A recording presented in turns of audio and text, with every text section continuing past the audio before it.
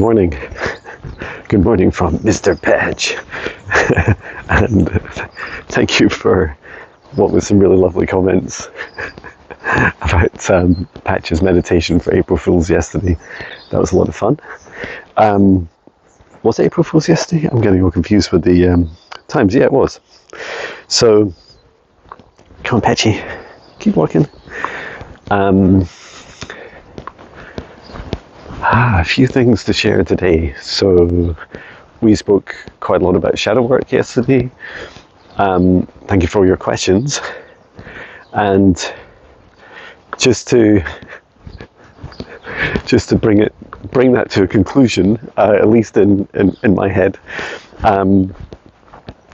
that I define shadow work as the parts of our experiences and consciousness that we hide from ourselves, and that can result in like negative behaviors towards ourselves or towards others. So this includes fears, but can also include addictions or bad habits, things that we just do that don't serve our highest good, or things that we avoid that don't serve our highest good. Oh, look at the sunshine. It's actually quite cold. It's about 5 degrees Celsius, but it's warmer in the sunshine. Come, Patchy. And I was also chatting with some of you yesterday about, well, it's not just yesterday, over the last week or so, you've been asking questions about when you're contacted by different beings, or they come into your awareness, how to discern who they are, do they have your highest good at heart, and really this needs like a sit down video with John to kind of teach all the practices. But if you've already got some sort of practice where you're thinking about how to get on and come on, Patch. When you're thinking about how to get on and just communicate with your guides or some other being, what's a good idea is to always ask your heart first. And so if someone or something comes into your life, ask, your heart, put your hand on your heart and ask, what is the intention of this being or this person? Or ask your specific question. And then also, you can also ask things like, do they have my highest good at heart? Or what are their motivations? Where are they from? What is it they plan to do? Whatever questions you want to ask. And then I'd also think about asking your spirit guides, so they're a great start as well. Morning. So one thing that I do is in meditation, I'll just focus on setting up a safe space, and once I have a safe space, inviting my spirit guides, and then I'll ask them. So this is what I do now. If I'm not sure, or at times where I didn't know all my spirit guides, I just refer to them as one body of beings and say, one team, and say, spirit guides, does this person have my highest good at heart? Or what is the energy, or what does the intention of someone feel like? And I can give some examples. I would, in the work I do, I quite often start working with other people, and I will, if I have a feeling that something doesn't feel right, like there's just an energy from them, or their actions, or their attitude that just doesn't seem to align with me, or perhaps I feel like they're hiding it, then I would ask my heart first of all. And this this process might take days or weeks, maybe even months, right? Maybe you're friends with someone for quite some time and there's just these niggling doubts and they don't go away, right? They just keep coming back. And I would encourage you to work on the belief that your heart is always right. It's just that it's quite hard for our hearts to articulate some of this to our minds. You know, so especially when someone portrays themselves as being very, you know, positive, happy and healthy. What's a squirrel? Squirrel Patch, look. Squirrel. Hello, Mr. Squirrel. I think you saw Patch. I think the squirrel was going to go and see the pigeon. But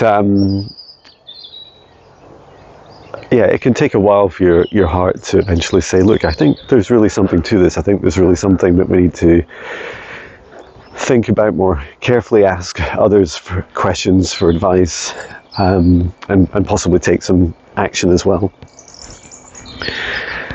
And it's really important not just to ignore these things. Morning. So one aspect I would consider is, you know, just taking some time to ask your heart, okay, what is this feeling? So I was going to share a couple of examples. So I won't name names, but I've had people that I've worked with in the past, and there's just been this niggling doubt and that feeling, and it would just keep coming back. Sometimes I just manage to rationalize it away and say, look, everything's going great. You know, we might do work on and off together, and the sorts of work I'm thinking of is things like whether it's like podcasts or healing sessions for each other or little projects. And I think it's also important to acknowledge that you likely, right, if you're watching this, you likely have a very attuned, very empathetic and very sensitive heart, which is able to read people really very accurately. And then this way, Patch. Then you might also have a friend or someone else that you're working with who just doesn't. Come on, Patch. It's time to go. Come, buddy. We can go back. You'll be working with someone who's a human, right? And they're not perfect. And so it's somewhat a segue from shadow work. Like, some of this just may be that they're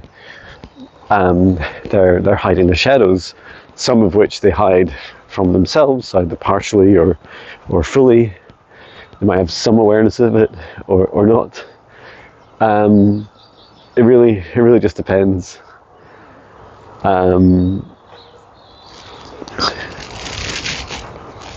Patch now doing a poo.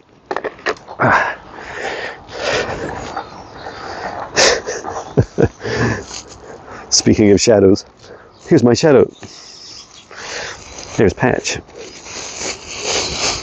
leaving me a little present.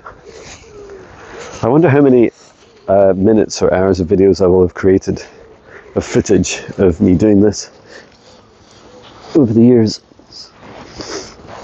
And I also hope that no one goes through that exercise of having to work that out. It'd be quite funny.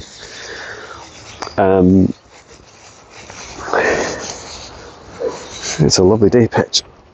Okay, let's go. And I would say that most commonly for me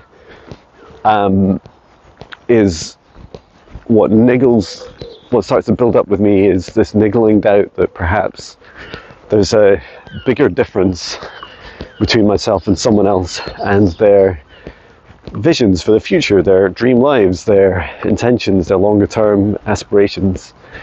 And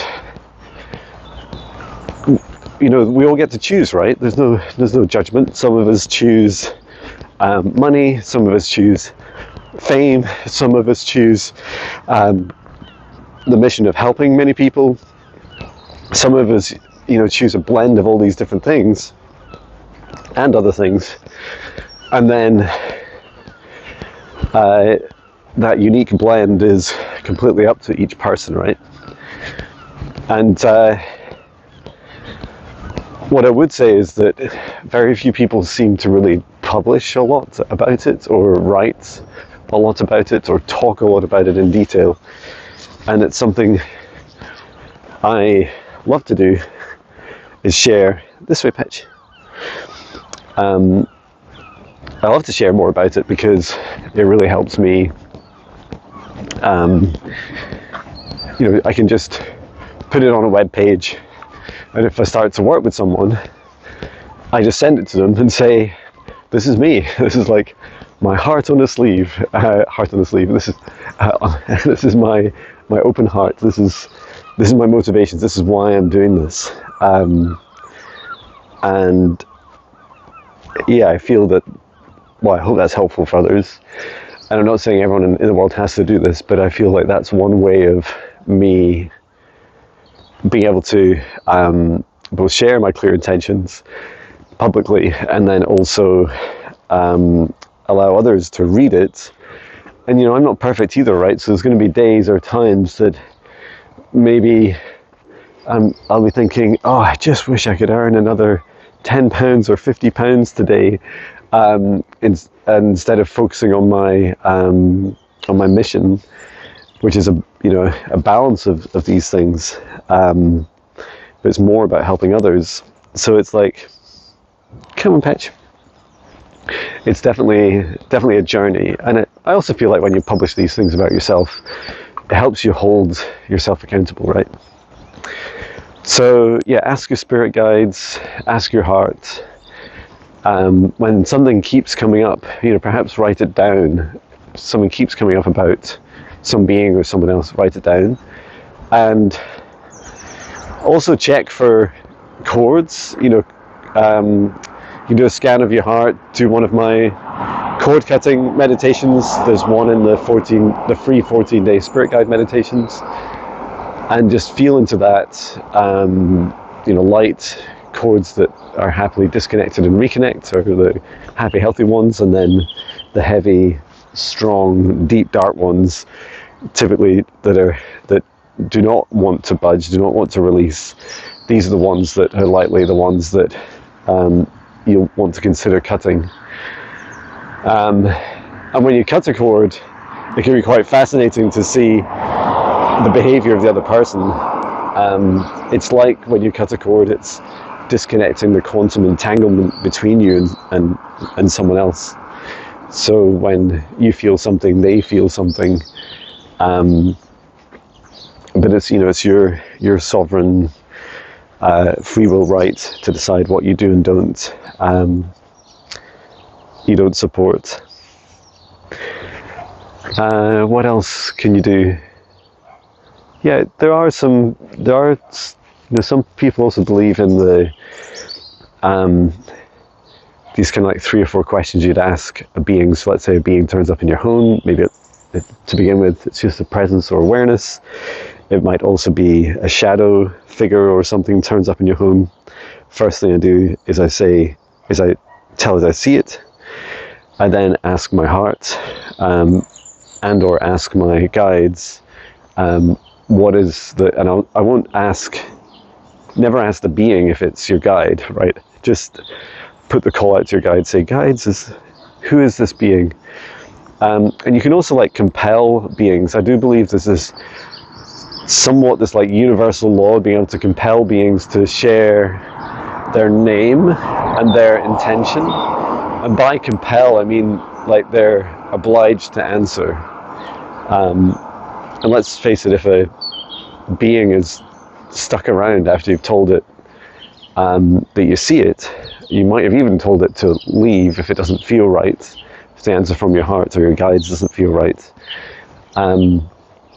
And then you can, if it's still around, then it means business, and so you can ask it what is its name, what is its intention, or you can ask a yes/no, do you have the highest good, love and compassion for all, including me, in your heart? And these can be great first steps of discernment. And if you're not sure in any way, just tell it to leave. You know, just like if someone came to your front door, knocked on your front door of your house and said, can I be your friend? You're like, I don't know, we've just met. And, you know, maybe you'll want to, you know, do a bit of research, maybe meet in a more public place. You know, if I'm interested in working with someone, I will definitely just get used to their energy first of all, watch some content, you know, leave some comments, try and catch them when they're on a live stream or something. So, you know, and if it's in person, maybe it's a cup of coffee or something, you know, it's a way of saying hello and chatting first. And I would say that a really good piece of advice is to just focus on their energy first. Like whenever someone, so I quite often look at people's hearts when I'm talking to them physically, if it's not too inappropriate, especially if they're female. But, you know, just having like, you don't need to look, but it's like having an awareness of the energy that's resonating out. And I think that's a great start, because then you feel like, oh, okay, this is how they feel about these things. You know, and then you can decide whether you feel like you're aligned. Pat, you're having a great sniff. We need to go, buddy. Come on then. So yeah, I need to get on with my case study 3 for Swedish massage. I had a really lovely day in Naked Revive yesterday. If you saw that there was a video driving there, driving back, and when I got back, I got a lovely rest. And some of you are saying, "Oh, I hate to hear that you're tired." I am sure there's many people that are actually really tired a lot of the time, but don't talk about it. Let's normalize talking about our energy levels. I feel a lot better today, and today is much easier. So, a morning day of doing the like consolidating all my write-ups for my case study 3 out of 4, and then I'll also be doing a client session, a podcast, and meeting my accountant, which is always good fun. And then the evening off. So yeah, looking forward to that. Anyway, hope you're doing well. Take care. Sending love.